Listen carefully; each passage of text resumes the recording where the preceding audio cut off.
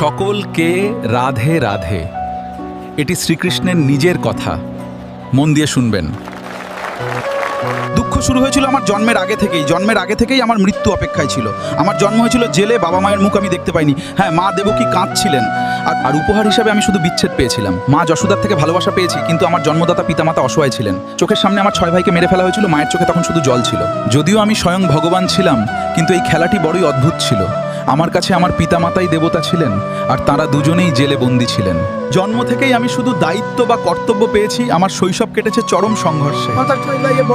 যে মা আমাকে খাইয়ে দাইয়ে বড় করলেন, তার থেকেও আমাকে দূরে চলে যেতে হলো। বিধাতার কি বিধান ছিল, কর্মের কি লিখন ছিল। আপনারা তো অন্তত প্রাণ খুলে কাঁদতে পারেন, আমি তো শান্তিতে কাঁদতেও পারিনি। আমার জীবন কষ্টে ভরা ছিল, আমার দুঃখের যেন কোনো শেষ ছিল না। খেলাধুলো করার বয়সে আমার ঘাড়ে অনেক দায়িত্ব ছিল। বহু বছর ধরে জেলে বন্দি আমার বাবা মাকে মুক্ত করতে হতো। কর্তব্যের তাগিদে, কর্মের খাতিরে আমাকে সেই বৃন্দাবনও ছেড়ে দিতে হয়েছিল। মথুরার সেই চেনা গলিগুলো থেকেও আমি নিজের আঁচল গুটিয়ে নিয়েছিলাম।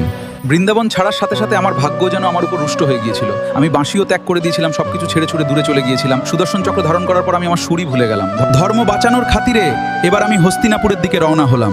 যে আমি একদিন মাখন চুরি করতাম, আজ আমিই সবার জন্য ন্যায় বিচারক হয়ে গেলাম।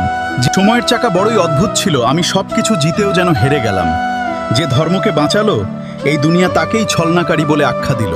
একের পর এক অভিশাপ পেলাম, চোখের জলও শুকিয়ে গেল, আমার বাঁশিও হারিয়ে গেল, আমার দ্বারকাও ডুবে গেল। এই জীবন থেকে আমি আর কী বা পেলাম? যখন আমি সামান্য বিশ্রাম নেওয়ার জন্য শুয়েছিলাম, তখন আমার পায়ে এসে একটি তীর বিঁধল। আপনারা তো শান্তিতে জীবন কাটান, কিন্তু আমি শান্তিতে মৃত্যুও পেলাম না। রাধে রাধে, জয় শ্রীকৃষ্ণ এবং প্রণাম। আপনাদের সকলকে স্বাগত। ভগবানের প্রেম এবং ভক্তি আপনার জীবনকে আলোকময় করে তুলুক।